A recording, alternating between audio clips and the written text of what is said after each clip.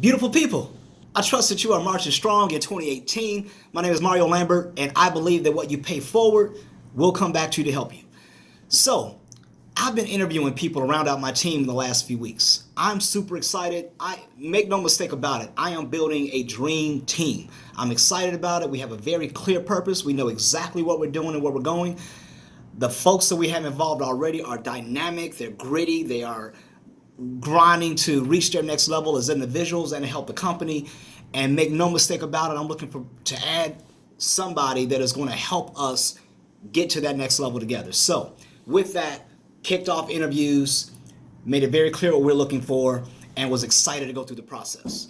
But with that, what I want to talk to you about and what I want to really connect with you on is my responsibility as an interviewer. My responsibility is not just about selecting somebody that's going to help me to reach my goals or to help my partners that are on the team to reach their goals and to help the person that we select. My responsibility is also to feed forward feedback that is going to help the folks that don't get selected so that they can reach their next level as well. What's motivating me to share this with you? Well, it really started with a connection I had with a couple of my friends, one particularly that told me that she went through a process with somebody about a year ago where she prepared, she was excited, she showed up to the interview only to find out that the interviewer only dedicated half the time that they had decided together. And in that process asked very basic questions that left her feeling like the decision was already made before she even showed up for the interview. Like somebody else was already selected or that she had in mind.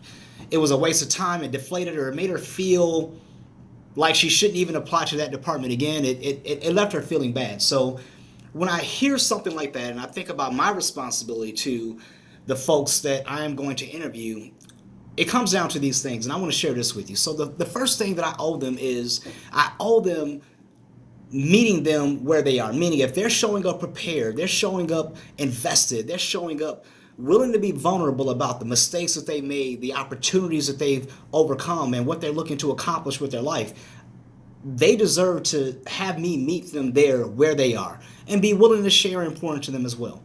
The other thing that they deserve my candid feedback on what's going to help them close the gap, assuming for the ones that weren't selected, to close the gap between where they are and where they need to be for the next level. Now, my role may not be a fit for them now. It may be a fit for them in the next 3, 6, 9, 12 months. What do they need to do during that time to close that gap? Or my role may not be the right fit for them. Maybe I see other possibilities. Well, I owe it to them to give them that feedback, have that meaningful dialogue and connection with them so that we can get to a common place and develop a plan to help them get there. What I'm getting at is that if you want to build a culture, an identity, a brand for yourself, you can't treat the interview process as just like, hey, look, 30 minutes in, 30 minutes out, on to the next one. If you really want to build trust in your brand as an individual, your brand as a company, you have to invest in understanding the goals and aspirations of the people interviewing and to be a part of the solution. The interview process, especially if you're talking to ambitious people looking to accomplish ambitious goals, is one that requires connection. If you invest in it the right way, there's amazing payoffs not only for who you select right now, but the folks that will be in your pipeline for the future.